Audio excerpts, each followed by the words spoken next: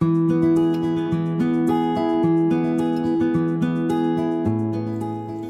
was born not too far away from here, at the old Martha Jefferson Hospital. Our family lived nearby at Longhouse Farm in Greenwood. You may know the place now as Misty Mountain Campgrounds. That's where I spent the first 6 years of my childhood before we packed up and moved to Florida. I wasn't alone at that house. Not by a long shot. There were 6 of us kids, including my twin brother. I came into the world 6 minutes later, the youngest of the bunch, but never far behind. Those early years were spent growing up on a full working farm with everything from chickens to horses to cattle. It was noisy, sometimes chaotic, but always alive. And at the center of it all was a deep sense of belonging. Trust was the first stage, Erickson said, and for me, trust was built there. Trust that dinner would be on the table. Trust that someone would scoop me up when I fell. Trust that even in a big, uncertain world, I had a place. And that foundation mattered, because without trust, you never really feel steady enough to stand on your own 2 feet. And in those first years, even though I was just a kid learning to walk, run, and play, those small lessons in trust shaped the steps I'd take for the rest of my life.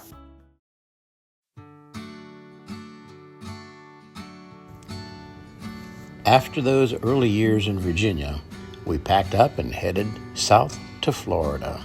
A whole new world and plenty of room to test my independence. Erickson called this stage autonomy, learning to do things on your own, and boy did I try. I took initiative in ways only a kid could. If there were sticks and boards lying around, they became forts. If there were old roller skates, they became skateboards. And if there weren't any rules, we made them up on the spot.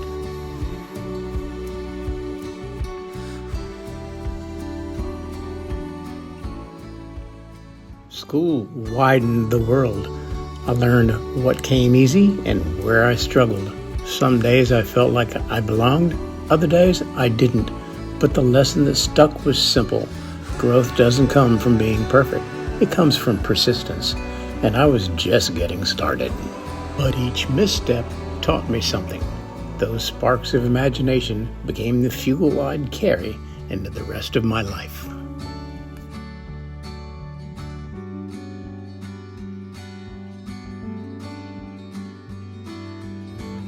After high school, life wasted no time teaching me lessons. I flunked my first semester of college, got jilted by a girlfriend, found myself young, dumb, and overloaded with hormones. In other words, just what the Air Force was looking for. I cried half the night, then decided it was time to grow up and be a man. So off I went for 1 year, 6 months, and 22 days. How I got out early, well, that's another story for another time. But what I learned there was immeasurable, and I carried those lessons into every chapter that followed. Back in Miami, I gave college another try. This time, I was full of questions. Maybe I was a late bloomer, but I was still searching. Who am I? Where do I belong? What do I believe? Some days the answers felt close, other days not so much. Those years weren't perfect, but they were necessary. They were the proving ground, the stretch of road where I started to understand the balance between being part of something greater and holding on to who I was becoming. Middle adulthood is when life asks, what are you giving back? For me, the answer started in education. Following my mother's footsteps, I found myself in the school system. First, as a teacher's assistant in industrial arts at Ponce de Leon Junior High School. 6 years in woodshop, small engines, and drafting. I survived. I still got all 10 fingers. The instructor can't say the same. Those years were about creating and caring. I also started running, not just for exercise, but for discipline, resilience, and joy. We lost my mother during that time. My father's great love. Her passing pushed me to spread my wings. I took a promotion and landed at Miami Killian Senior High, running the audiovisual department. That wasn't just a dark room and film strips. The school was the first in Dade County designed with a fully functional television studio and master control. I loved every minute of it. For the first few years, I was maybe a chapter or two ahead of the kids, but they saw my enthusiasm and it rubbed off. From there, my world expanded. I moonlighted in theater, running audio at Players State Theater in Coconut Grove, summers at the Ring Theater at the University of Miami, and working as a projectionist at UM's film school. I was even behind the booth for premieres like Do the Right Thing and Dances with Wolves. Those years gave me a chance to give back, to leave something behind, and to see that my story wasn't just about me. It was about the lives I touched, living, breathing, walking diplomas that carried part of my passion with them. Hurricane Andrew shook everything up. My family moved north to Central Florida.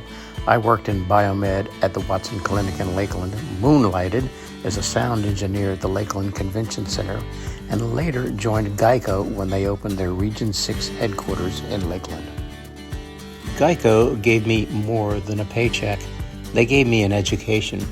After a 30-year spring break, I went back to school, earned a bachelor's degree in business and marketing, and even went on to become a certified property and casualty underwriter. Some say I was milking the system. I call it survival. Competing with kids raised on Nintendos wasn't easy, but it pushed me to rise above the crowd. Maturity is where Erickson says we face integrity versus despair. It's the moment when you look back and ask, was it worth it? Did I live a life that mattered? For me, the answer comes in pieces. In the trust built on a farm in Virginia, the spark of independence in Florida, the discipline of the Air Force, the resilience of college, the joy of running, the creativity of teaching, the thrill of storytelling, the lessons of caregiving, and the steady work of building a life. Of course, there were stumbles, times of doubt, choices I wish I'd made differently. But that's not despair, that's being human. Integrity comes from recognizing the whole story, the wins, the losses, the laughter, even the scars, and seeing it as one connected journey. So here I stand, not finished, not done, but proud of the path that brought me here. Still running, still telling stories, still finding new reasons to get up every morning and see what's possible. So, if I've learned anything, it's this. Life isn't about holding on to youth, it's about holding on to purpose. And in that sense, the story doesn't end here. It keeps moving. As long as we do.